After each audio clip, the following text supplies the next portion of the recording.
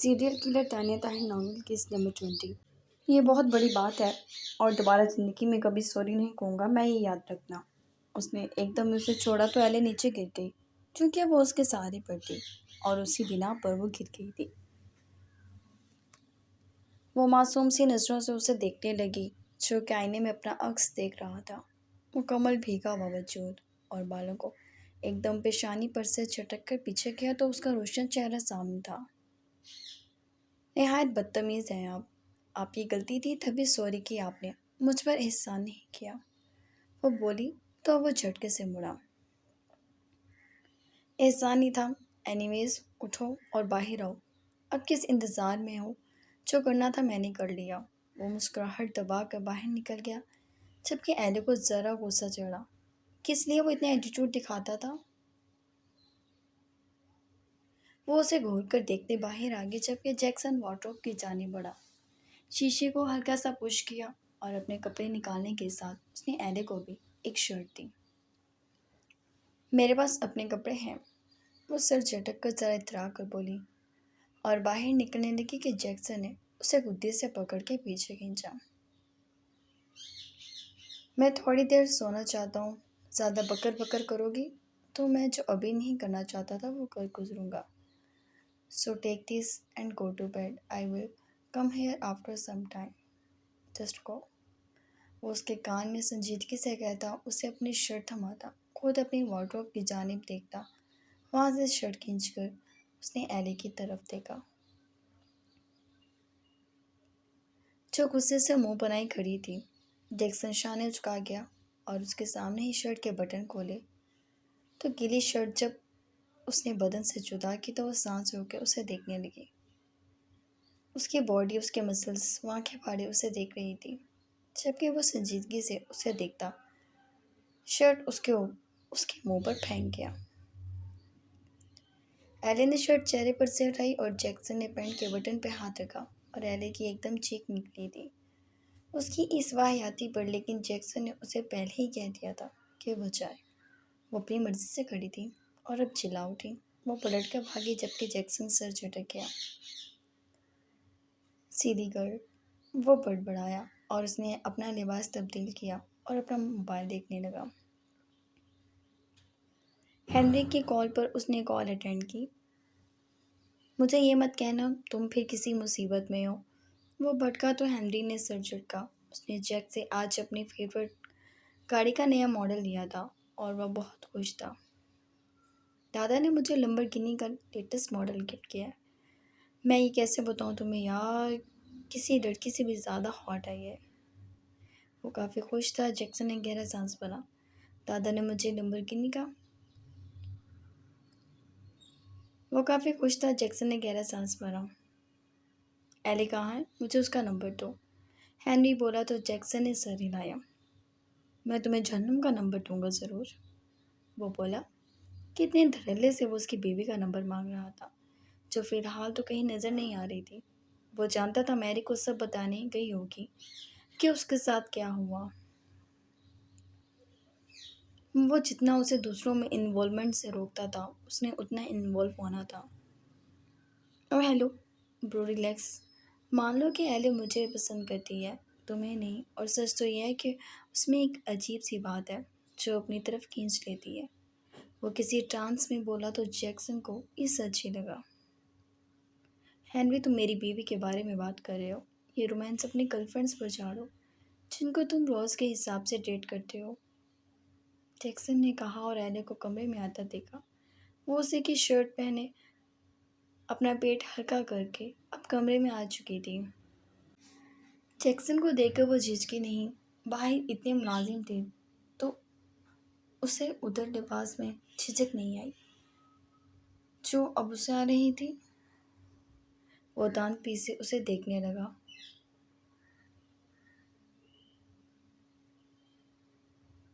جبکہ ہنری نے الگ اس کے نام کی مالا چبھی ہوئی تھی۔ نہیں برو، مجھے اب شادی کرنی ہے، بیکار ہو گئی ہے لاس ویگاس کی ساری لڑکیاں۔ میں سوچ رہا ہوں کسی ایلی جیسی کو وہی پکڑ لوں۔ پوچھو ایلی سے، اس کی کوئی بہن ہے؟ اس نے کہا تو جیکسن نے اس گدھے سے جان چھڑانے کی کوشش کی۔ ہنری، میں بعد میں کال کرتا ہوں، جیکسن نے جیسے ہی ہنری کا نام لیا ویسے ہی ایلے کا سر جھٹکے سے اٹھا۔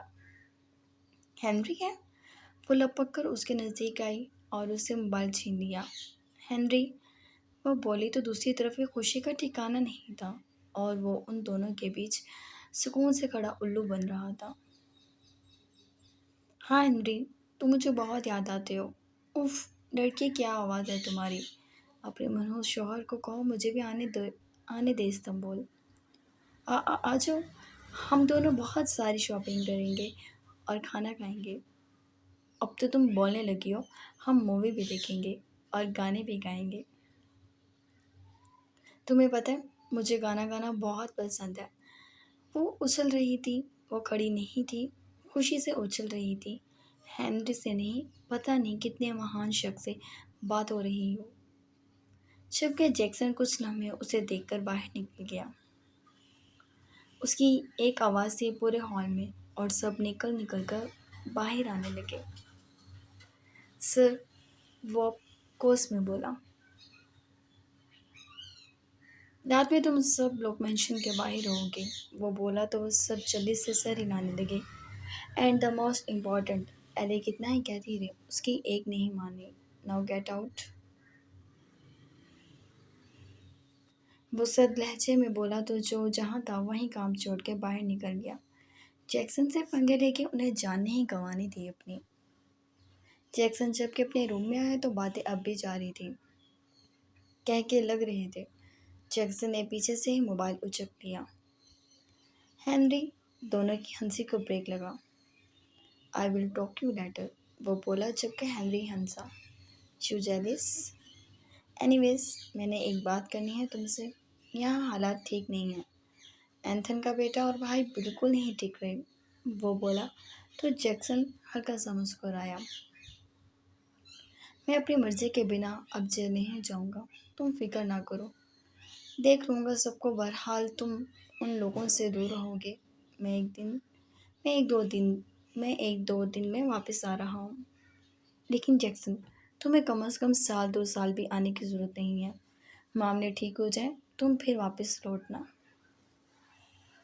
نہیں، سختی اور درستگی سے وہ کہہ گیا۔ مجھے چھپنا نہیں آتا اور ابھی تو بہت کچھ باقی ہے، وہ بولا جبکہ ہنری چپ ہو گیا۔ ٹھیک ہے پھر لاس ویگاس میں ملاقات ہوتی ہے، کہہ کر اس نے کال کاٹ دی، جبکہ ایلے اس کے کال کاٹنے سے پہلے ہی جا کے بیڈ پر لیٹ گئی تھی اور وہ سائڈ ٹیبل پر پڑے موبائل فون کو دیکھ رہی تھی۔ یہ نیو ماڈل تھا اور وہ بہت ایکسائٹیڈ لگ رہی تھی۔ یہ میرا ہے نا، وہ بولی جبکہ جیکسن نے قدم اس کی سمت اٹھائے اور کمرے کی لائٹس کو ڈل کیا اور اس کے پاس آ کے اسے لحاف سے باہر کھینچا۔ وہ حیرانگی سے اسے دیکھنے لگی۔ کھڑی ہو جاؤ، برہمی سے بولا۔ اتنا تو ایلے کو یقین ہو گیا تھا، وہ سزا پارکر والی نہیں دیتا۔ وہ منہ پر سوڑ کر اٹھی اور جیکسن لحاف میں لیٹ گیا۔ پورے لباس میں سب کے سامنے جایا کرو، اس نے کہا تو وہ سر اٹھا کر اسے دیکھنے لگی۔ آپ نے ہی کہا تھا یہ پہنو، ورنہ میں کیوں پہنوں گی آپ یہ کپڑے؟ وہ بولی زبان نہیں چلانی آگے سے، وہ وارن کر گیا۔ وہ زبان واقعی دبا گئی۔ میں نے یہ کہا تھا میرے سامنے پہنو، پوری دنیا کے سامنے نہیں۔ خیر بحث نہیں، دوبارہ بات نہیں کروں گا، تمہارے جسم کے وہ حصے ہی کاٹ دوں گا جو دوسرے دیکھیں گے، وہ سنجیدگی سے کہہ کر اس نے اس کی سمت دیکھا جبکہ ایلے سر مزید جھکا گئی۔ اور میں نے سنا تمہیں گانا گانا پسند ہے، وہ آئی برو جھکا کر پوچھنے لگا۔ ایلے مزید جھک گئی۔ ہاں لے جاؤ اب اس منہ کو پاؤں تک، سر اٹھاؤ، وہ جھڑک کر بولا۔ ایلے نے سر اٹھا کے اس کی سمت دیکھا۔ مجھے گانا سناؤ، تمہاری سزا ہے یہ ہنری سے فری ہونے کی اور دماغی طور پر گدھی ہونے کی وجہ سے تم ساری رات گانا گاؤ گی۔ جیکسن، وہ رونے کو ہوئی آ جاتا ہے، روں گی اگلا دن بھی، آج جتنا روگی اگلا دن بھی شامل ہوتا رہے گا، وہ سکون سے بولا جبکہ ایلے منہ پھلائے کھڑی تھی۔ اسٹارٹ، جیکسن نے کہا۔ ٹھیک ہے، میں آتا ہوں۔ وہ نہیں بولی تو وہ لحاف اٹھانے لگا۔ گاتی ہوں، وہ منمنائی، اور اسے اب کوئی بھی گانا یاد نہیں آ رہا تھا۔ وہ کون سا گانا؟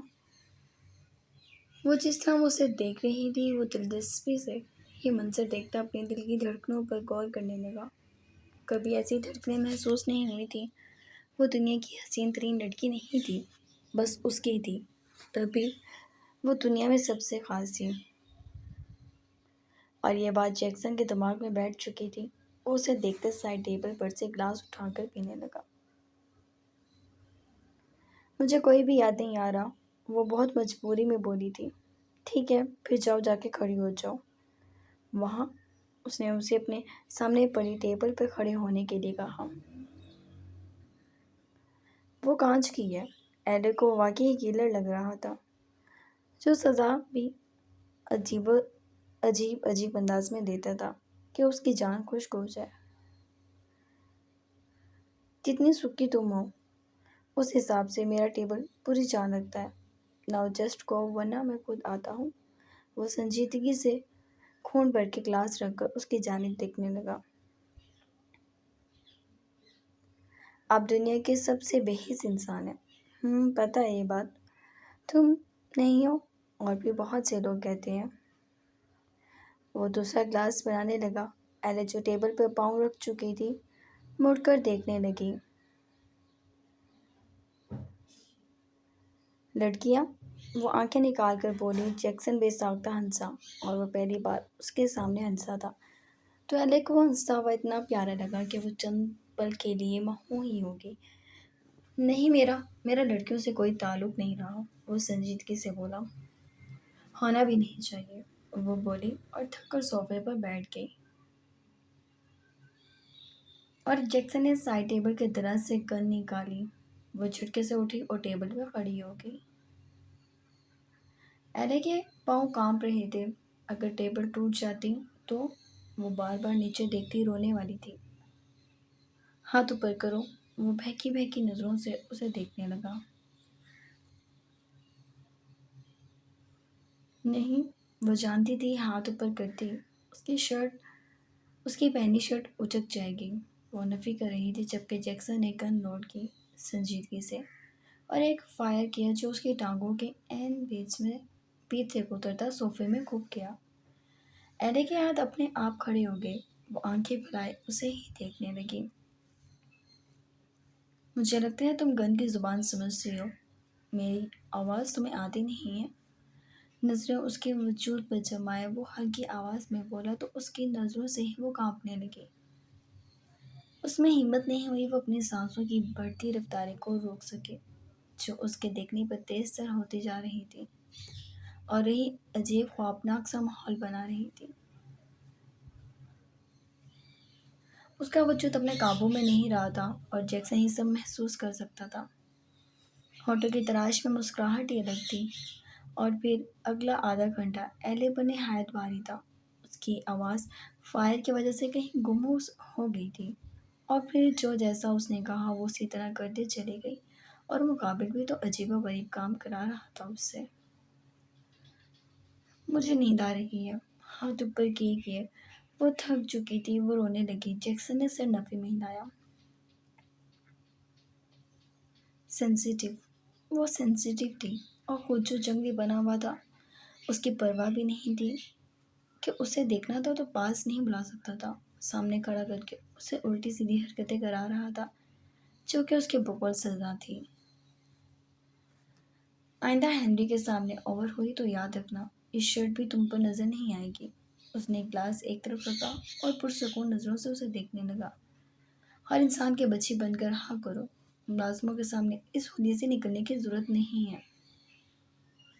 Any ways, it's time to sleep honey, وہ سکون سے لحاف میں گھستا بولا جبکہ وہ جلدی سے اٹھی اور بھاگتے ہوئے لحاف میں اس کے ساتھ گھس گئی۔ جیکسن نے اسے اپنے قریب کر لیا۔ ایلے اس کے شانے پر سر رکھے ہوئے تھی۔ کمرے میں ملبلچہ سا اندھیرا تھا، اور لحاف میں جھولتا پاؤں اس بات کا گواہ تھا کہ وہ جاگ رہا ہے۔ جبکہ ایلے اسے ہی دیکھے جا رہی تھی، لیکن نہ اس نے ٹوکا اور نہ ہی کچھ کہا۔ وہ خاموشی سے آنکھیں بند کیے ہوئے تھا اور ایلے مزے سے اسے دیکھ رہی تھی۔ جیکسن اس کی زبان میں کھجلی ہوئی۔ سو جاؤ ایلے، وہ اتنا ہی بولا۔ میں نے صبح اسکول تھوڑی جانا ہے جو مجھے سلا رہے ہیں، وہ چڑ کر بولی۔ جیکسن نے جواب نہیں دیا۔ آپ مجھے پسند کرتے ہیں؟ اس کے سوال پہ مجبوراً جیکسن کو آنکھیں کھولنی پڑی۔ میں نے ایسا کبھی نہیں کہا، وہ سنجیدگی سے جواب دے گیا۔ پھر وہ جو بھی ہم نے سب کچھ کیا ہے واش روم میں، تو کیا وہ پیار میں نہیں ہوتا؟ اس کی بات پہ وہ ہنس دیا دوسری بار۔ تم میری بیوی ہو، وہ عام بات ہے، اس نے کہا اور اس کے منہ پر ہاتھ رکھ دیا۔ اب چپ ہو جاؤ، اس کے کان میں کہہ کر وہ کروٹ اس کی جانب سے موڑ کر آنکھیں بند کر گیا۔ لیکن یہ تو غلط بات ہے، جب آپ کو مجھ سے پیار نہیں تو شادی کیوں کی؟ میں ہنری سے کر لیتی، وہ کتنا اچھا ہے، وہ منہ پسوڑ کے بولی اور جیکسن نے آنکھیں کھول کے اس کی جانب دیکھا تو وہ ذرا ڈر گئی۔ غلط بات جو منہ سے نکل آئی تھی۔ ٹھیک ہے، سو جاؤ، وہ کروٹ دینے لگی، جبکہ جیکسن نے رخ اپنی جانب کر کے اس کی گردن پر اپنا ہاتھ رکھا اور اس کی گردن اچانک ہی دبوچ لی۔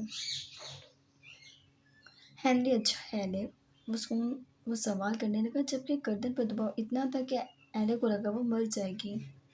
جیکسن، وہ آنسو بھری آنکھوں سے پھنسی پھنسی آواز میں بولی اور جیکسن کو یاد آیا اس نے وعدہ کیا تھا وہ اسے ہرٹ نہیں کرے گا۔ پاگل ہو تم، وہ اس کی گردن پر درندگی نکالنے کے ارادے کو بامشکل ملتوی کرتا بولا۔ مجھ سے بات مت کرے، ایلے کا دل کیا اسے لاتے مارے۔ وہ منہ پر تکیے رکھ کر رونے لگی۔ جیکسن نے اپنے بال جگڑ لیے۔ یہ کیا بلا اس کے پیچھے پڑ گئی تھی؟ مزید اس کے پاس رکتا تو آج ہی پاگل ہو جاتا۔ تبھی وہ اس کے پاس سے اٹھ کر کچھ دیر آرام کی غرض سے دوسرے کمرے میں چلا گیا۔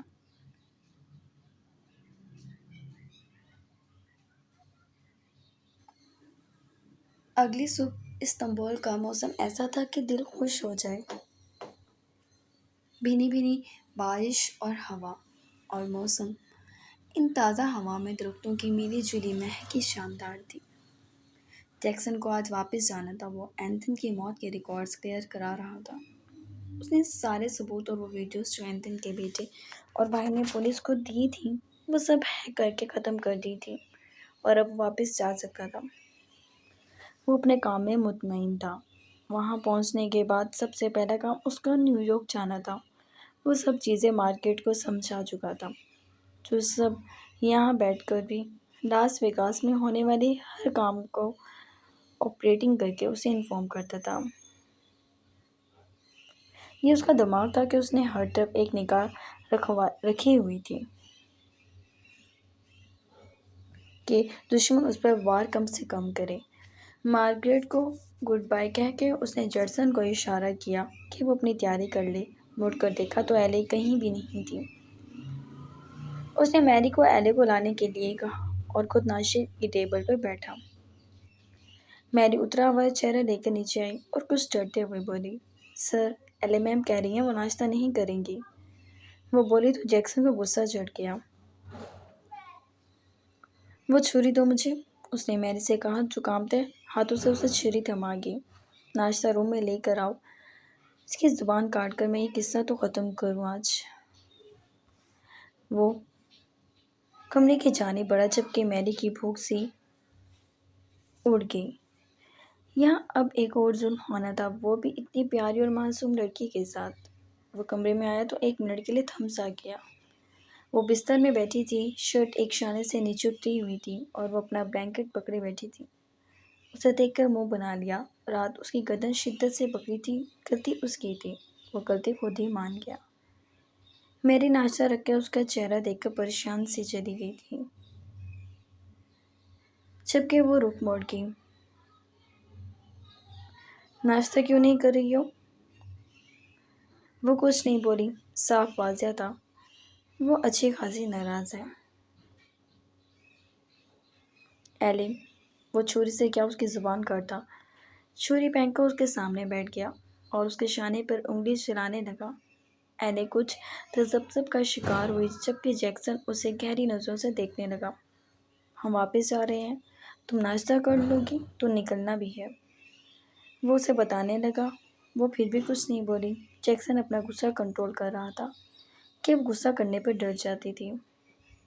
اوکے سوری، آئندہ گردن بھی نہیں دباؤں گا، وہ بولا۔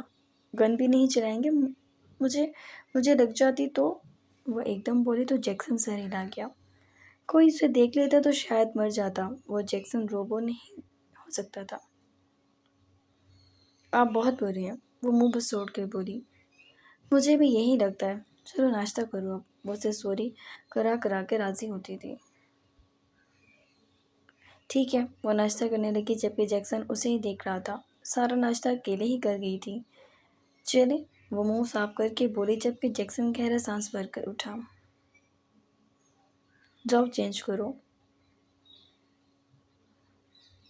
او ہاں، آپ پر غصہ کرنے پر میں بھول گئی، وہ اٹھ گئی تھی، اتنی سی تھی اور حرکتیں پوری تھیں۔ اس کا سیل بجنے لگا جبکہ ایلے کچھ کہنے کو رکی تھی۔ وہ اسے دیکھنے لگا۔ ایلے دیکھ چکی تھی۔ چیک کی کال ہے، اس نے کال کان سے ہٹائی۔ کچھ کہنا ہے، وہ بولا اور دنیا جہاں کی اہمیت اسے دے دی تھی۔ ہاں، میں بھی تیار ہو کر آئی، آپ کہیں مت جائیے گا، وہ خوشی سے بولی جبکہ وہ اسے خوشی کا راز جاننے سے قاصر تھا۔ وہ کال پر بات کرنے لگا جبکہ ایلے نے اپنے شاپنگ کیے ہوئے کپڑوں میں سے کافی اچھا ڈریس نکالا اور تیار ہونے چلی گئی۔ اس کی خوشیاں مختصر تھیں جبکہ وہ بھول گئی تھی بہت جلد پارکر، آرتھر، انڈیا اور جولی۔ اسے یاد رکھنا چاہیے تھا۔